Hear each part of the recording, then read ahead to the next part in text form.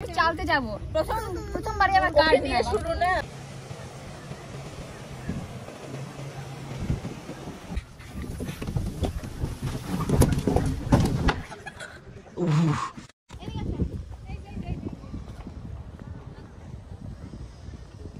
Hello everyone, আসসালামু আলাইকুম। Welcome to my another video. কেমন আছেন সবাই? আশা করি সবাই অনেক ভালো আছেন। আমি অনেক ভালো আছি, আলহামদুলিল্লাহ। সকাল সকাল বেরিয়ে পড়লাম বাসা থেকে। আমি একা বের হইনি, অবশ্যই আমার পুরো গ্যাং আমার সাথে আছে। বেশ কিছুদিন যাবৎ একটু ব্যস্ততার কারণে কোথাও বের হওয়া হচ্ছিল না। এই জন্য সবাই প্ল্যান করতেছি কোথাও যাব, কারণ শীতের সকালে যদি একটু ঘুরতে না বের হই তাহলে আসলে শীতটাকে উপভোগ করা হবে না। এরই মধ্যে আমাদের মাস্টার মশাই, মানে আমার বড় ভাইয়া, সে বলল আমার স্টুডেন্টদেরকে নিয়ে কোথাও ঘুরতে যাব। ভাইয়ের একটা কোচিং সেন্টার আছে, তিনি একটা কোচিং সেন্টার চালান। আমি বললাম চলেন, তাহলে তো ভালোই হয়, সোনায় সোহাগা। আমিও চিন্তা করতেছি কোথাও থেকে একটু ঘুরে আসব। আমি বললাম যদিও যান তাহলে অবশ্যই জায়গাটা হতে হবে ঢাকার বাইরে, কারণ ঢাকার ভিতরে অতটা শীত পড়ে না। শীতের তীব্রতা বুঝতে হলে অবশ্যই ঢাকার বাইরে যেতে হবে। কিন্তু আজকের ওয়েদার একদম ডিফারেন্ট গত দিনের তুলনায়। আজকে অনেক কুয়াশা পড়ছে, শীতও পড়তেছে মাশাআল্লাহ অনেক। অলমোস্ট 12টা বাজে, এখনো সূর্য মামার দেখা নেই। আমরা কুড়িল বিশ্ব রোড মাত্র অতিক্রম করে এখন আমরা 300 ফিটের রোডে আসছি। কুয়াশায় পুরো চারদিকে ঢাকা, যেদিকে তাকাই শুধু কুয়াশা আর কুয়াশা। তারপরও রাস্তার ভিউটা দেখেন, মাশাআল্লাহ অনেক ভালো লাগতেছে। যাই হোক, যে কথায় ছিলাম সেই কথায় ফিরে যাই। সবার কাছ থেকে সম্মতি নিয়ে ডেট ফিক্সড করে দেন আমরা বেরিয়ে পড়লাম আমাদের গন্তব্যের উদ্দেশ্যে। এখন আমরা যাচ্ছি জলশিরি সেন্ট্রাল পার্কে।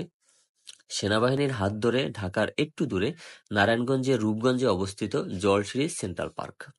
এটা মূলত জলশিরি ক্যান্টনমেন্টের একটি আবাসন প্রকল্প।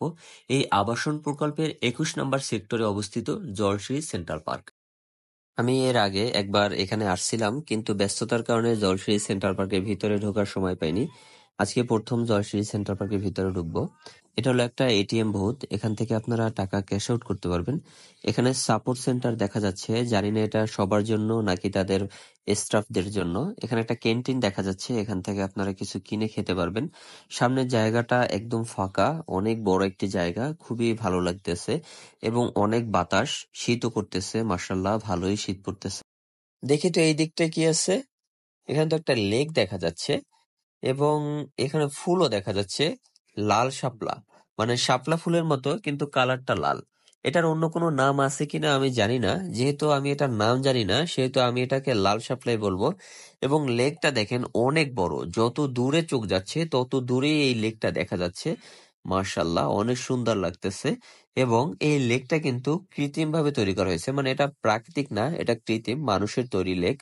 খুবই সুন্দর জায়গা, খোলামেলা। ফাইনালি আমরা জলশিরি সেন্ট্রাল পার্কের ভিতরে এন্ট্রি নিচ্ছি। এই যে ভিতরে ঢুকেই আপনি এরকম একটা সুন্দর জায়গা দেখতে পাবেন। এবং এখানে কিন্তু মাছ আছে, এই যে ভিডিওতে দেখা যাচ্ছে কিনা জানি না, কালারিং মাছ আছে, লাল হলুদ। আমরা চলে যাচ্ছি সেন্ট্রাল পার্কের ভিতরে, আমাদের সাথেই থাকুন। আমরা পুরো সেন্ট্রাল পার্কটা ঘুরে আপনাদেরকে দেখানোর চেষ্টা করব ইনশাল্লাহ।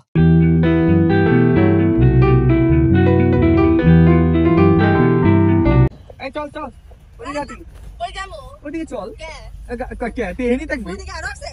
বিশাল এরিয়া না এটা। ভাই আমার কলা তুলো তুলো, ওর সাথে আমার তুলো।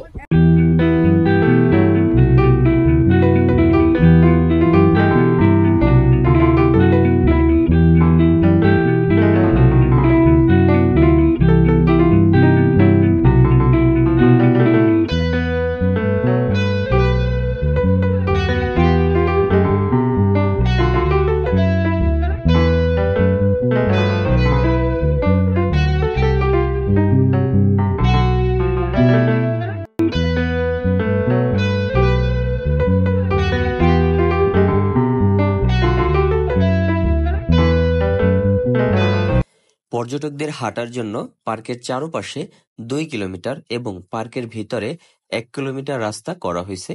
আমি এখন একটা গোলকধাঁধার ভিতরে আছি। এখানে অনেক রং রোড থাকবে, আপনাকে সঠিক পথ বেছে নিতে হবে। আর সঠিক পথ বেছে নিতে পারলেই আপনি আপনার গন্তব্যে পৌঁছাতে পারবেন। আমি বেশ কয়েকবার ভুল পথে চলে গেছিলাম।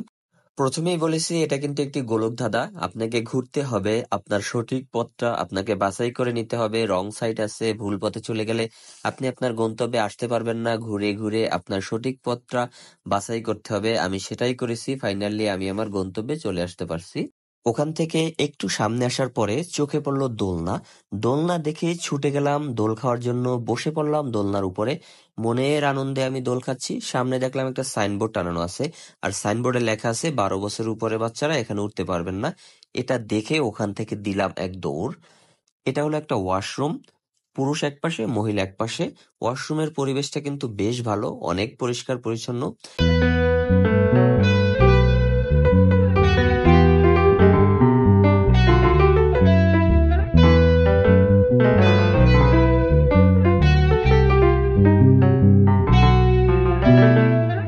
এখন আমি একটা টানেল রোড দিয়ে যাচ্ছি, চারপাশে গাছ, উপরেও গাছ, মাঝখান থেকে একটা রাস্তা চলে গেছে। এই জন্য আমি এটার নাম দিয়েছি গাছের টানেল রোড। সেনাবাহিনীর 24 ইঞ্জিনিয়ার ব্যাটালিয়ন টিম খুবই দক্ষতার সাথে এই কাজটা করছে। জলসিঁড়ি আবাসন প্রকল্পের মতো এমন একটা মনোমুগ্ধকর পরিবেশে তারা খুবই সুন্দর একটা পার্ক বানিয়েছে। পর্যটকদের সকল সুবিধার কথা মাথায় রাখছে তারা, এবং অনেক বড় একটা প্লেস নিয়ে এই পার্কটা তৈরি করছে। আমার ভাতিজিরা এখানে এসে খুবই আনন্দ করতেছে, খুবই মজা করতেছে। আমিও আজকে প্রথমবার এখানে আসলাম।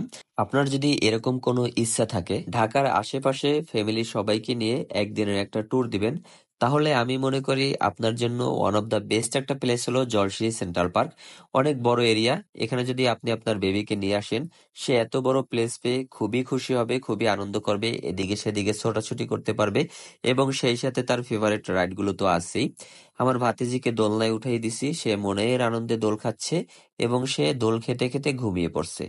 আমরা তার পাশে 1 থেকে 1.5 ঘন্টা দাঁড়িয়েছিলাম। সে কোনোভাবেই এখান থেকে নামবে না। তাকে অনেক কষ্টে নামানো হয়েছে, কিন্তু সে অনেক কান্না করছে, তারপরে সে এখান থেকে নামছে। মাঝখানে মিডল আসো, মিডল আসো, জোরে জোরে লাফাও, মিডল মাঝখানে আসো। লাফাও লাফাও, ড্যান্স করতেছে আম্মু এরকম জাম্প জাম্প জাম্প হ্যাঁ। Jump jump. মাশাআল্লাহ, আবার 1 2 3 4 5 6 7 8 9।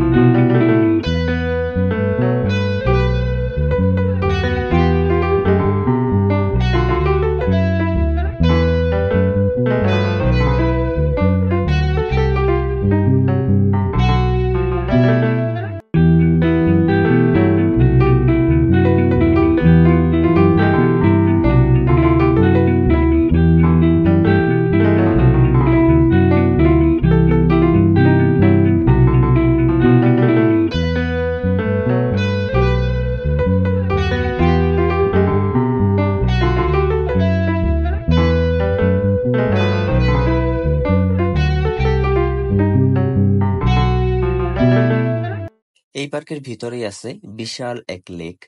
এই লেক দিয়েই মূলত বোট চলাচল করে। আপনি চাইলে এই বোটে উঠে পুরো পার্কটা ঘুরে দেখতে পারবেন, যার জন্য আপনাকে টিকিট কাটতে হবে 300 টাকা করে পার পার্সন।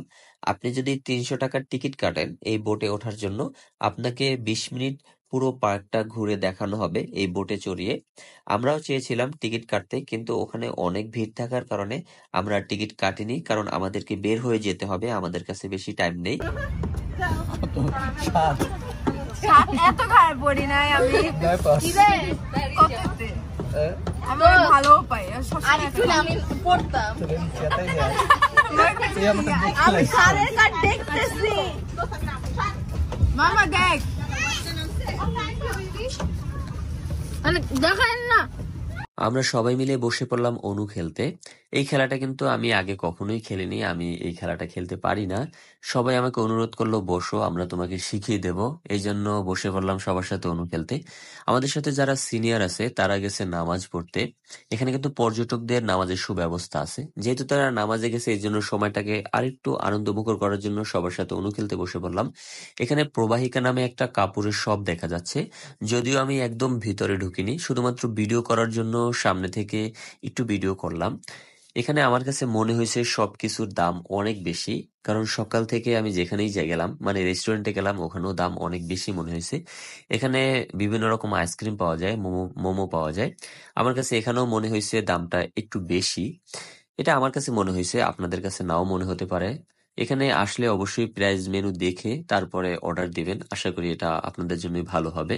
যাই হোক, আমাদেরকে চলে যেতে হবে, বিদায়ের ঘন্টা বেজে গেছে, আমরা এখন চলে যাব। আজকে সারাদিন এখানে কাটালাম, খুবই ভালো লাগছে, অনেক মনোমুগ্ধকর পরিবেশ, বিশাল এরিয়া নিয়ে এই পার্কটা। এবং একটা কথা বলতেই হবে, এটা অনেক পরিষ্কার পরিচ্ছন্ন।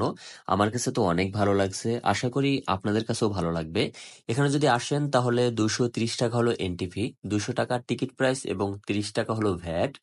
প্রতিবন্ধী এবং 6 বছর বাচ্চাদের জন্য এটা একদমই ফ্রি, কোনো টিকিট লাগবে না। সকাল 9টা থেকে 6টা পর্যন্ত এটা খোলা থাকে। অবশ্যই শুক্রবার আসবেন না, শুক্রবার ব্যতীত সব দিনই সর্বসাধারণের জন্য এটা ওপেন থাকে। তবে মাঝে মধ্যে এখানে প্রোগ্রাম হয়, আসার আগে অবশ্যই কর্তৃপক্ষের সাথে যোগাযোগ করে আসবেন। ভিডিওটি কেমন লাগছে এবং কে কোথা থেকে দেখতেছেন অবশ্যই কমেন্ট করে জানাবেন। ভালো লাগলে একটা লাইক দিয়ে যাবেন এবং চ্যানেলটিকে সাবস্ক্রাইব করবেন। সবাই ভালো থাকেন, আল্লাহ সবাইকে ভালো রাখুক। আসসালামু আলাইকুম।